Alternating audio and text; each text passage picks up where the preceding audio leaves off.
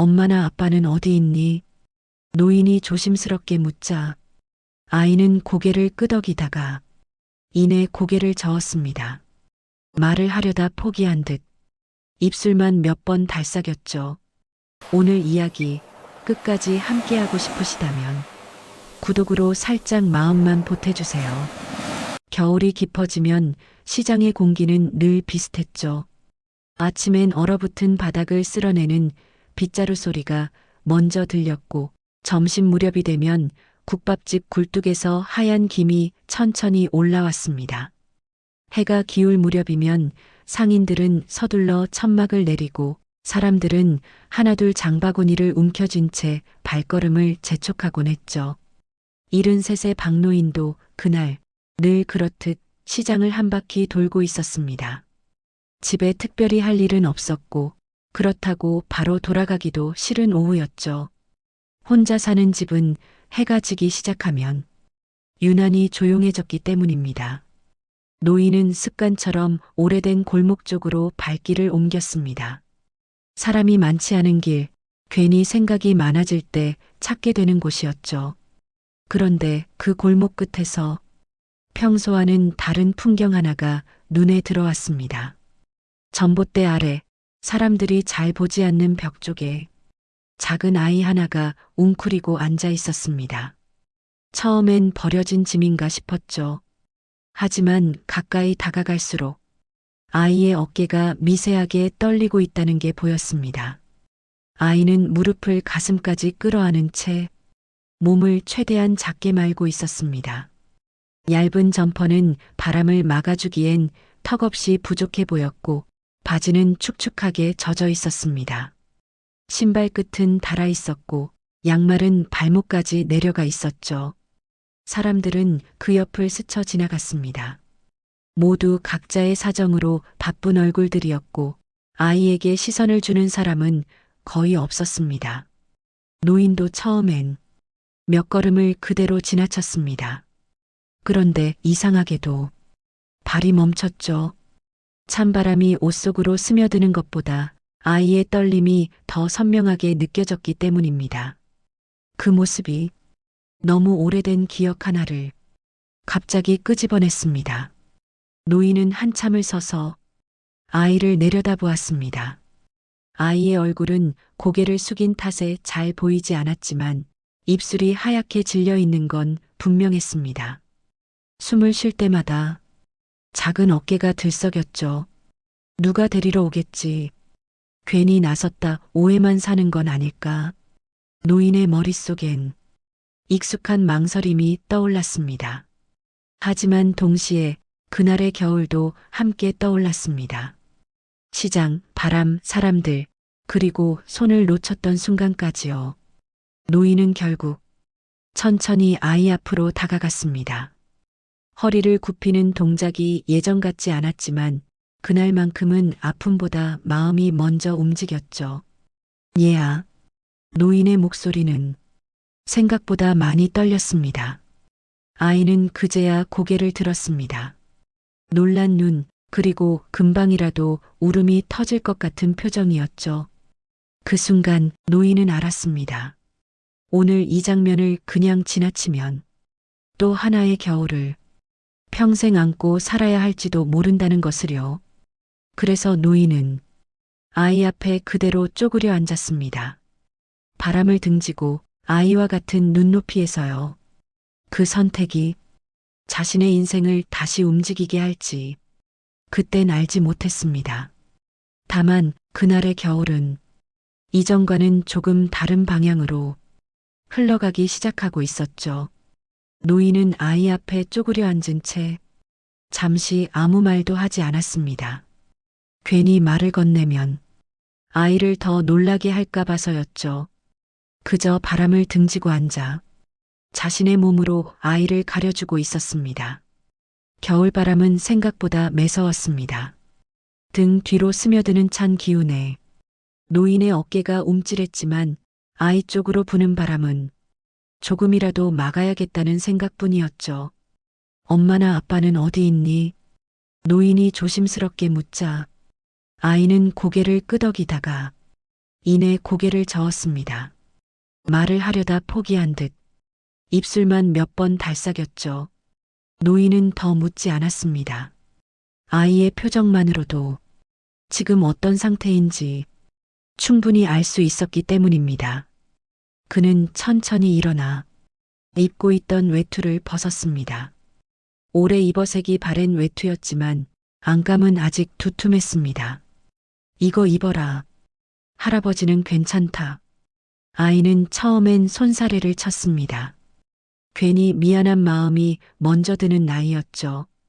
하지만 노인이 외투를 살짝 덮어주자 아이의 몸이 본능처럼 그 안으로 파고들었습니다. 그 모습을 보는 순간 노인의 가슴이 묵직해졌습니다. 이 장면이 너무도 익숙했기 때문입니다. 예전에도 이렇게 작은 몸을 감싸 안았던 적이 있었죠. 춥지 않냐고 묻는 대신 왜 말을 안 듣느냐며 목소리를 높였던 기억도 함께 떠올랐습니다. 노인은 그 기억을 애써 밀어냈습니다. 지금은 과거가 아니라 이 아이가 먼저였으니까요. 근처 분식집 문을 열자 따뜻한 공기가 한꺼번에 쏟아져 나왔습니다. 국물 냄새가 코끝을 찔렀고 아이의 눈이 순간 커졌습니다. 국물이라도 좀 먹자. 아이를 의자에 앉히고 어묵 국물과 국밥 한 그릇을 주문했습니다. 아이는 숟가락을 들고도 한동안 움직이지 않았습니다. 눈치를 보는 표정이었죠. 괜찮다. 다 먹어도 된다. 그제야 아이는 국물을 한 숟갈 떠서 입에 넣었습니다. 그리고 두 번째, 세 번째 숟갈이 이어졌습니다. 김이 나는 그릇 위로 아이의 얼굴에 조금씩 혈색이 돌아왔죠. 노인은 그 모습을 말없이 바라봤습니다. 아이를 도와서가 아니라 자신이 무너지지 않기 위해서였죠. 그는 알고 있었습니다. 만약 오늘 이 아이를 외면했다면 집으로 돌아가 또 하나의 밤을 후회로 보내야 했을 겁니다. 그때도 이렇게만 했어도 라는 생각을 수십 년째 되풀이하고 있었으니까요. 아이의 국그릇이 비워졌을 때 노인은 조용히 자리에서 일어났습니다. 이제 할아버지랑 집 찾으러 가자. 그 말은 아이에게 하는 말이면서도 어쩌면 자신에게 하는 말이었는지도 모릅니다. 그날 노인은 처음으로 과거에서 도망치지 않고 앞으로 한 걸음을 내딛고 있었습니다. 그 사실을 아직은 아무도 몰랐죠. 노인이 아이의 손을 잡고 경찰서로 향하던 길에서 발걸음은 앞으로 가고 있었지만 머릿속은 자꾸만 과거로 끌려갔습니다. 원하지 않아도 늘 이럴 때면 같은 장면이 떠올랐죠. 지금보다 훨씬 젊었던 시절, 노인은 하루하루가 전쟁처럼 바빴습니다. 새벽부터 밤까지 일을 하지 않으면 당장 다음날 밥상을 걱정해야 했던 때였죠. 아이를 사랑하지 않은 건 아니었습니다. 다만 사랑보다 생계가 늘 앞에 서 있었을 뿐입니다. 그날도 시장이었습니다. 사람이 많았고 노점마다 목소리가 겹쳐 귀가 멍멍했죠. 아이는 노인의 손을 꼭 잡고 있었고 노인은 다른 손으로 물건값을 흥정하고 있었습니다. 아빠, 여기 봐.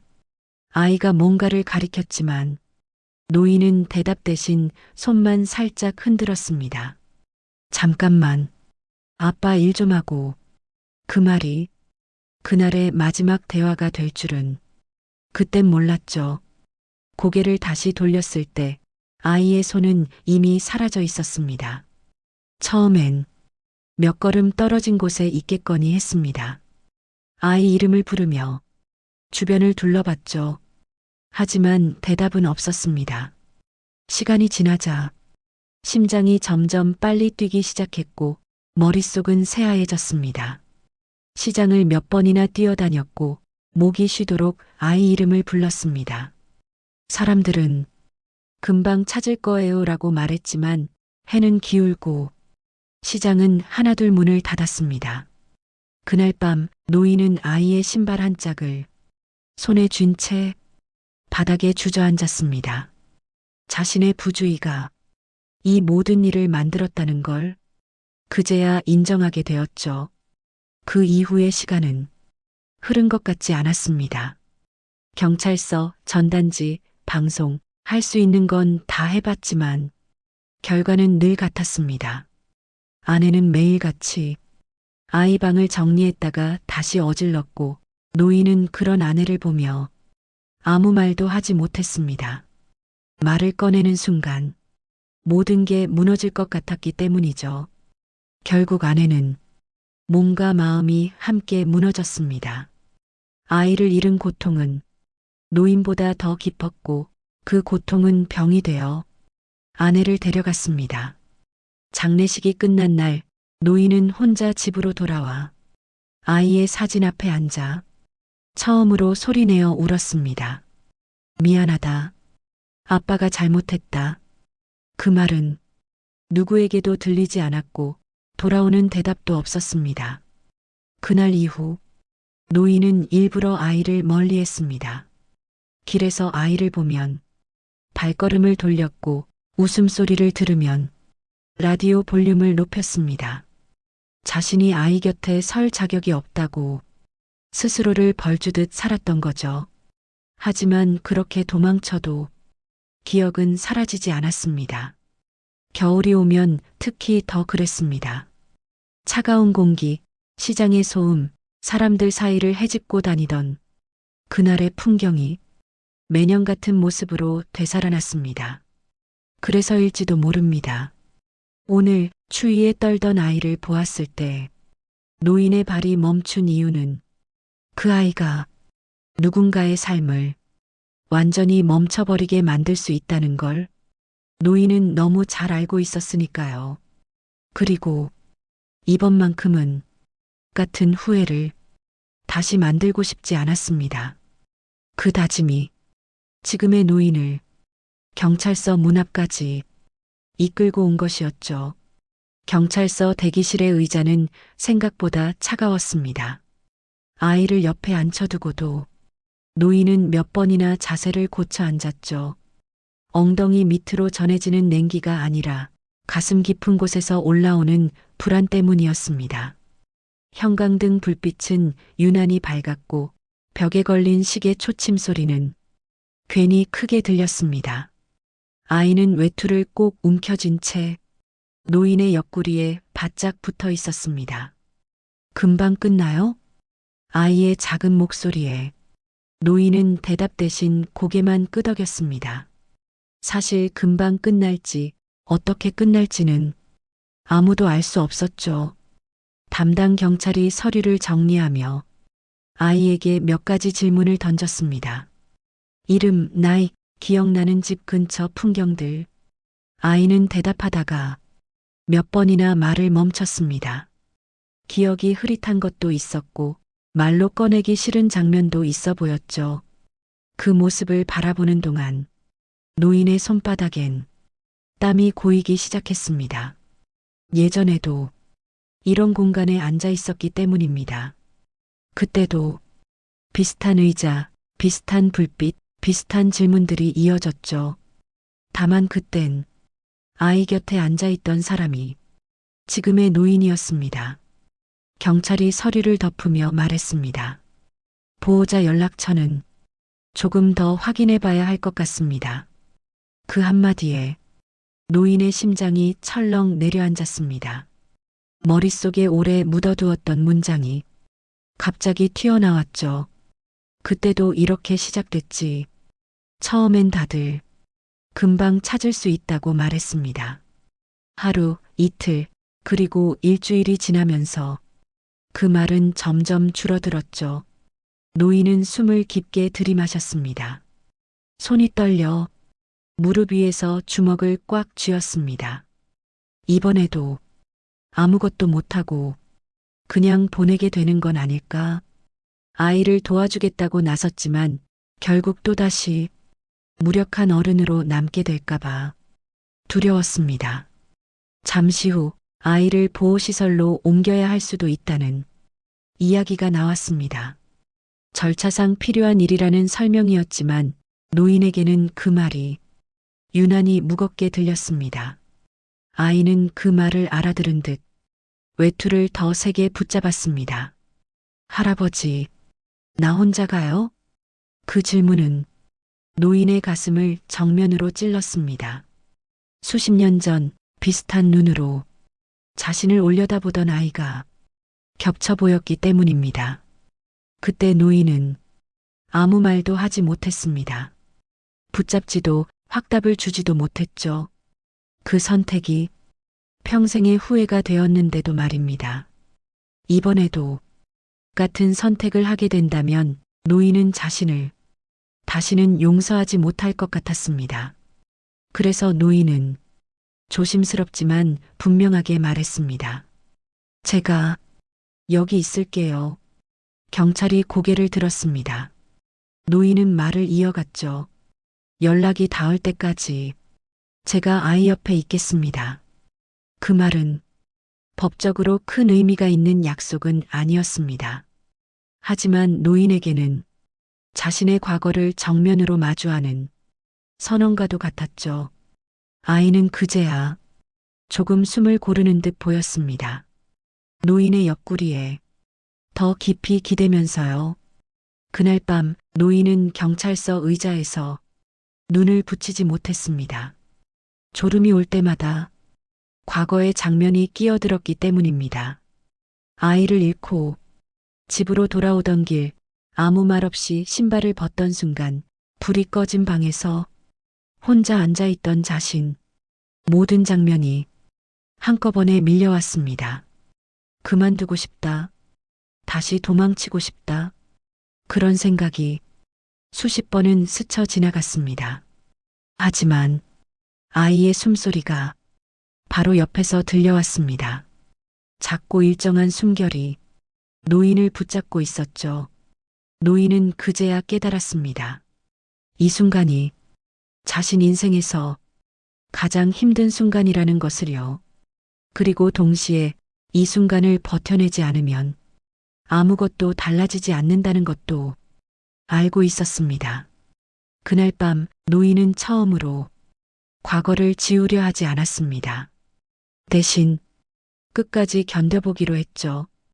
그 선택이 어디로 이어질지는 몰랐지만 적어도 또다시 도망치지는 않겠다고 스스로에게 약속했습니다. 며칠이 흘렀습니다. 시장은 다시 평소의 얼굴을 되찾은 듯 보였죠. 아침이면 상인들이 목청을 풀었고 점심 무렵엔 익숙한 냄새들이 골목을 채웠습니다. 박노인은 그날도 습관처럼 시장을 걸었습니다. 아이를 경찰서에 맡기고 돌아온 뒤 마음이 쉽게 가라앉지 않았기 때문이죠. 집에 있어도 밖에 나와도 생각은 늘 그 아이에게 머물렀습니다. 외투를 꼭 움켜쥐던 작은 손, 겁을 삼키며 올려다보던 눈빛. 그 아이가 지금은 따뜻한 곳에 있는지 밥은 먹었는지 괜히 마음이 쓰였습니다. 그때였습니다. 시장 중앙쯤에서 누군가 조심스럽게 노인을 불러 세웠습니다. 어르신, 잠깐 괜찮으세요? 고개를 들자 30 중반쯤 되어 보이는 여자가 서 있었습니다. 단정한 차림이었지만 표정에는 여전히 긴장이 남아 있었죠. 손은 가방 끈을 꼭 쥔 채 쉽게 놓지 못하고 있었습니다. 박노인은 천천히 고개를 끄덕였습니다. 여자는 숨을 한 번 고른 뒤 조심스럽게 말을 이었습니다. 며칠 전에 추위에 떨고 있던 아이를 도와주신 분이시죠. 그 순간 노인의 가슴이 조용히 내려앉았습니다. 여자의 눈에는 익숙한 불안과 간절함이 섞여 있었기 때문입니다. 무언가를 잃어본 사람만이 가질 수 있는 눈빛이었죠. 그 아이, 제 아들이에요. 여자의 목소리는 끝으로 갈수록 작아졌습니다. 노인은 잠시 말이 나오지 않아 그저 고개만 끄덕였습니다. 여자는 그제야 참고 있던 감정을 놓아버린 듯 눈물을 흘렸습니다. 사람들 오가는 시장 한복판이었지만 그 순간만큼은 주변이 전부 멀어져 보였죠. 정말 감사합니다. 정말요. 여자는 몇 번이나 고개를 숙였습니다. 아들을 잃어버렸다는 공포와 다시 찾았다는 안도감이 한꺼번에 터져나온 모습이었습니다. 박노인은 어색하게 손을 내저었습니다. 아닙니다. 그냥 당연히 해야 할 일을 했을 뿐입니다. 하지만 그 말은 여자에게 쉽게 받아들여지지 않는 듯 했습니다. 경찰서에서 들었어요. 어르신이 끝까지 아이 곁에 남아 계셨다고요. 그 말을 듣는 순간 노인의 가슴 한쪽이 묘하게 조여왔습니다. 그날 밤 차가운 의자에서 버텼던 시간이 불현듯 떠올랐죠. 여자는 잠시 망설이다가 가방 속에서 서류 한 장을 꺼냈습니다. 여러 번 접었다 펴서 가장자리가 달아있는 종이였습니다. 사실 어르신 이야기를 듣고 이걸 알게 됐어요. 종이 위에는 실종 가족 지원 연계 안내라는 제목이 적혀 있었습니다. 오래전 실종된 가족도 DNA와 기록을 통해 다시 찾을 수 있도록 돕는 제도에 대한 설명이었죠. 노인의 시선이 그 문장 위에서 쉽게 떨어지지 않았습니다. 여자는 조심스럽게 말을 이었습니다. 어르신께서 예전에 아이를 잃어버린 적이 있다고 들었어요. 그 말에 노인의 숨이 잠시 멈춘 듯 느껴졌습니다. 수십 년 동안 스스로도 꺼내지 않으려 했던 이야기였죠. 남에게 먼저 들킨 적은 거의 없었습니다. 노인은 한참을 침묵하다가 짧게 대답했습니다. 있었습니다. 그 한마디에 그동안 눌러두었던 기억들이 조용히 흔들렸습니다. 여자는 고개를 끄덕이며 말했습니다. 어르신이 아니었다면 저도 이 제도가 있는지 몰랐을 거예요. 아들을 찾은 것만으로도 정신이 없었을 텐데 경찰관 분이 어르신 사정을 듣고 연결해 주셨어요. 노인은 서류를 받아들고 말없이 내려다보았습니다. 종이 위의 글자들이 잠시 흐릿해 보였습니다. 그는 오래전부터 희망을 갖지 않으려 애써왔습니다. 기대하면 더 아프다는 걸 너무 잘 알고 있었기 때문이죠. 그래서 가능성조차 스스로 차단하며 살아왔습니다. 하지만 눈앞에 이 여자는 아무런 대가도 바라지 않고 그 문을 다시 열어주고 있었습니다. 괜한 기대를 하면 노인의 말이 끝나기도 전에 여자가 조용히 고개를 저었습니다. 그래도 한 번쯤은 알아볼 수 있잖아요. 어르신이 제 아들을 도와주신 것처럼요. 그 말은 설득이라기보다 조심스러운 건nem에 가까웠습니다. 노인은 결국 서류를 접어 외투 안주머니에 넣었습니다. 아직 결정한 건 없었습니다. 하지만 이번엔 적어도 도망치지는 않겠다고 마음속으로 정했습니다. 시장은 여전히 분주했고 사람들은 각자의 삶으로 바쁘게 움직이고 있었습니다. 그러나 그날 박노인의 시간만은 잠시 멈춘 듯 느리게 흘러가고 있었죠. 그는 그제야 깨달았습니다. 추위에 떨던 한 아이에게 내민 손이 단순한 친절이 아니라 자신의 인생을 다시 이어주는 작은 시작이었을지도 모른다는 것을요. 서류는 생각보다 무거웠습니다. 종이 한 장이었지만 박노인의 외투 안주머니에서는 계속해서 존재감을 드러내고 있었죠. 걸음을 옮길 때마다 마치 여기 있다고 말하는 것처럼 가슴 가까이에서 느껴졌습니다. 집으로 돌아오는 길 노인은 몇 번이나 주머니에 손을 넣었다 뺐습니다. 서류를 다시 확인하고 싶은 마음과 차라리 보지 않고 싶다는 마음이 번갈아 올라왔기 때문이죠. 집에 들어오자 늘 그렇듯 고요가 먼저 맞이했습니다. 신발을 벗고 불을 켜는 동작도 수십 년째 같은 순서였죠. 혼자 사는 집은 사람의 흔적이 적을수록 소리가 더 크게 울렸습니다. 노인은 외투를 벗지 않은 채 식탁 앞에 앉았습니다. 그리고 마침내 서류를 꺼내 테이블 위에 올려놓았죠. 실종 가족 DNA 연계 지원. 글자는 또렷했지만 노인의 눈에는 쉽게 들어오지 않았습니다. 과거의 기억이 자꾸 앞을 가로막았기 때문입니다. 예전에도 수없이 희망을 걸어본 적이 있었습니다. 전화 한 통, 제보 하나, 비슷한 인상착의라는 말만 들어도 심장이 먼저 뛰었죠. 하지만 결과는 늘 같았습니다. 아니라는 말, 다른 아이였다는 확인, 그리고 돌아오는 공허함. 그 과정이 반복될수록 노인은 조금씩 변했습니다. 기대하지 않는 사람이 되어갔고 가능성이라는 단어를 스스로 금지하게 되었죠. 괜히 또 노인은 혼잣말처럼 낮게 중얼거렸습니다. 이번에도 아무것도 아니면 어떡하나. 괜히 마음만 흔들어 놓고 다시 제자리로 돌아오게 되면 그걸 견딜 수 있을까? 서류를 덮으려던 순간 경찰서에서의 밤이 떠올랐습니다. 차가운 의자, 형광등 아래에서 외투를 꼭 붙잡고 있던 남자아이의 모습 말이죠. 그 아이는 아무런 보장도 없이 노인의 옆에 기대 잠들어 있었습니다. 괜찮다는 말 하나만 믿고요.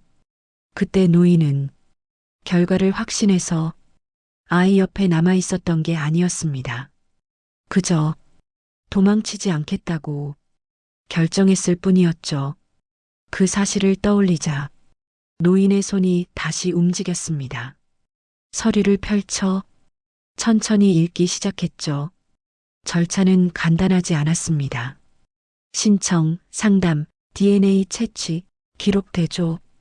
시간도 오래 걸릴 수 있고 아무런 결과가 없을 수도 있다는 문장도 분명히 적혀 있었습니다. 노인은 그 문장에서 시선을 오래 떼지 못했습니다. 결과가 없을 수도 있습니다. 그 말은 너무 익숙했으니까요.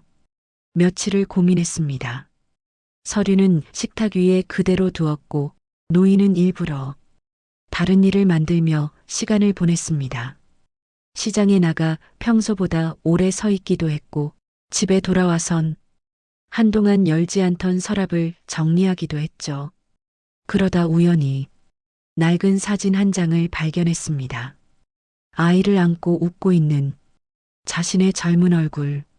노인은 사진을 내려다보며 한참을 서 있었습니다. 그 웃음이 이제는 낯설게 느껴졌죠. 한 번만 더 해보자. 그 말은 누구에게 하는 것도 아니었습니다. 스스로에게 주는 마지막 허락이었죠. 다음 날 노인은 서류를 들고 지원센터를 찾았습니다. 문을 여는 순간 심장이 요동쳤지만 발걸음은 멈추지 않았습니다. 상담사는 차분한 목소리로 절차를 설명했고 노인은 고개를 끄덕이며 필요한 질문에 답했습니다. 아이의 이름, 나이, 마지막으로 함께 있었던 장소. 질문 하나하나가 노인의 가슴을 건드렸습니다. 잊었다고 생각했던 기억들이 정확한 형태로 다시 불려나왔기 때문이죠. 상담이 끝났을 때 노인은 기진맥진해 있었습니다. 하지만 이상하게도 예전처럼 완전히 무너지진 않았습니다. 결과를 기다리는 동안 노인은 자신이 무엇을 바라고 있는지 처음으로 솔직해졌습니다. 다시 만나는 기적일지 아니면 마침내 내려놓는 과정일지 어느 쪽이든 이제는 도망치지 않겠다고 마음먹었습니다. 집으로 돌아오는 길 노인은 시장 골목을 잠시 바라봤습니다. 며칠 전 추위에 떨던 남자아이가 있던 그 자리 말입니다.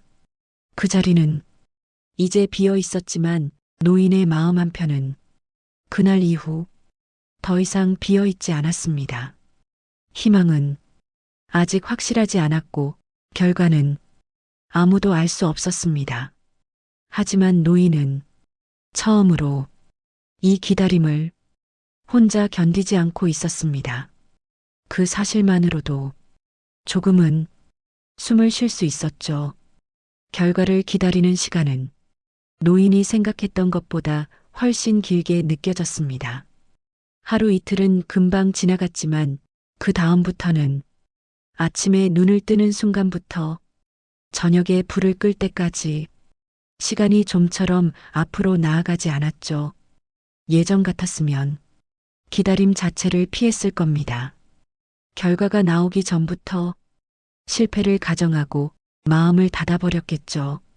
그래야 덜 아프다고 스스로를 설득해 왔으니까요. 하지만 이번에는 조금 달랐습니다.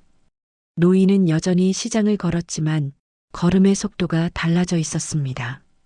예전엔 사람들 사이를 비켜 지나가기 바빴다면 요즘은 주변을 한 번 더 바라보게 되었죠. 어느 날은 시장 입구에서 넘어질 뻔한 아이를 본능처럼 붙잡아 주었고 어느 날은 울고 있는 아이 옆에 괜히 더 오래 서 있기도 했습니다. 그럴 때마다 노인은 마음속으로 같은 질문을 되풀이했습니다.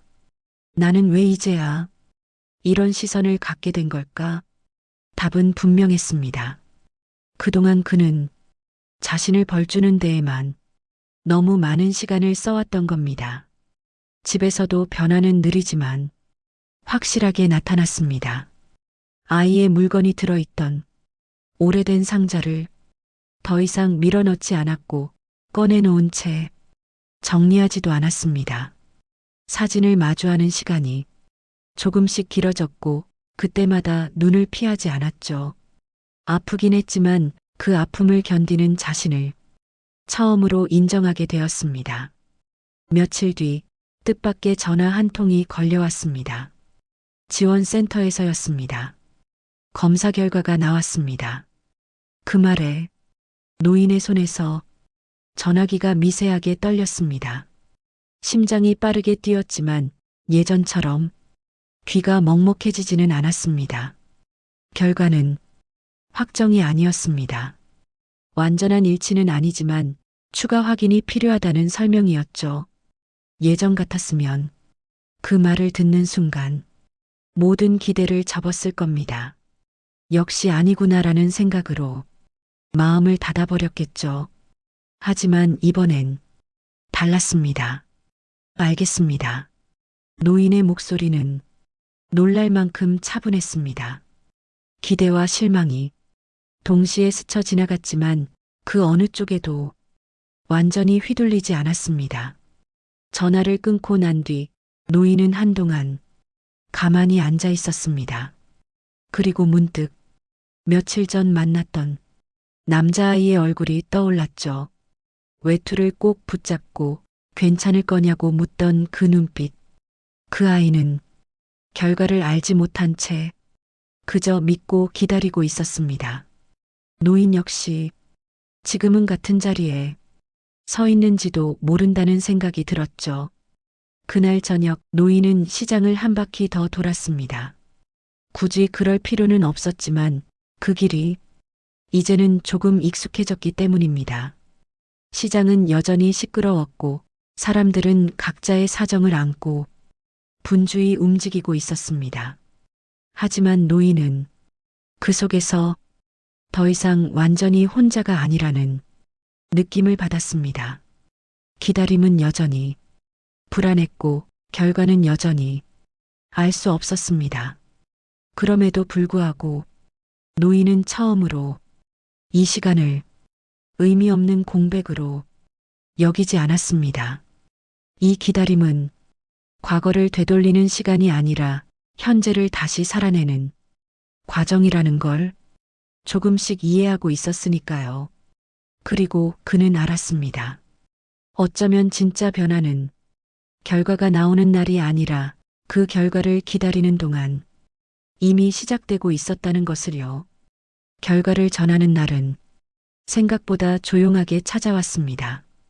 비가 오지도 않았고 특별히 추운 날도 아니었죠. 그저 평소와 다르지 않은 아침이었습니다.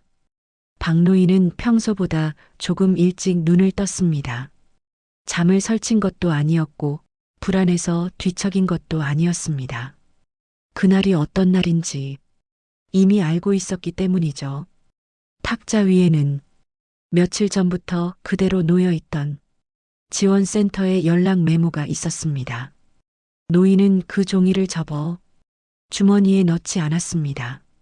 이제는 숨길 필요가 없다고 느꼈기 때문입니다.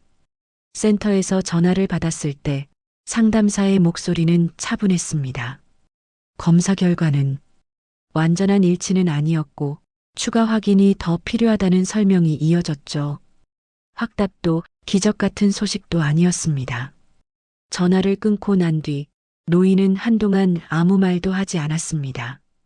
예전 같았으면 그 자리에서 주저앉았을지도 모릅니다.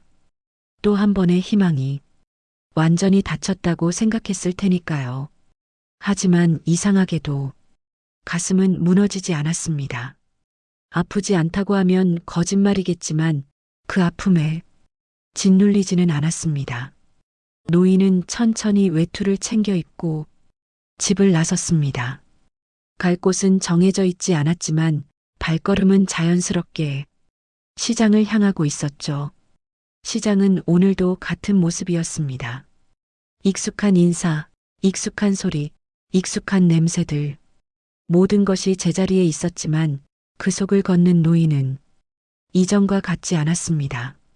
그는 시장 한쪽에서 아이의 손을 잡고 걷는 젊은 부부를 보았습니다. 아이의 발걸음은 아직 서툴렀고 부모는 그 속도에 맞춰 자연스럽게 걸음을 늦추고 있었습니다. 그 장면을 보며 노인은 잠시 멈춰 섰습니다. 가슴 어딘가가 조용히 저려왔지만 눈을 돌리지는 않았습니다.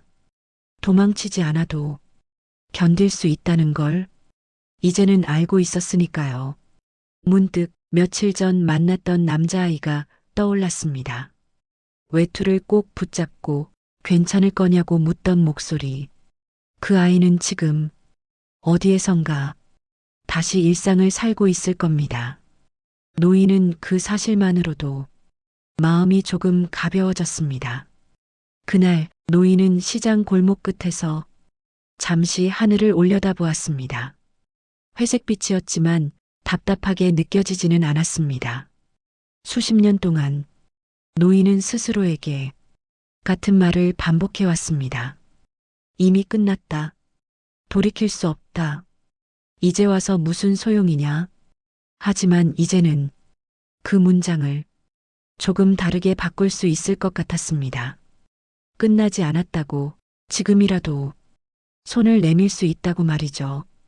결과가 어떻게 나오든 다시 만나는 날이 오든 오지 않든 그는 더 이상 과거에만 머무르지 않을 겁니다. 추위에 떨던 한 남자아이에게 외투를 건네며 잠시 멈춰 섰던 그날처럼 앞으로도 그렇게 살 수 있을 것 같았습니다. 완벽하지 않아도 늦었어도 조심스럽게라도 노인은 다시 발걸음을 옮겼습니다. 시장은 여전히 바빴고 세상은 크게 달라지지 않았습니다. 하지만 한 사람의 마음이 조금 달라졌다는 사실만으로도 그날은 충분히 의미가 있었습니다. 인생은 어느 날 갑자기 모든 게 해결되는 이야기가 아니라 다시 걷기로 마음먹는 순간부터 조용히 이어진다는 걸 그는 이제 알고 있었습니다. 이야기가 괜찮으셨다면 다음 이야기를 위해 구독과 좋아요로 함께 해주세요.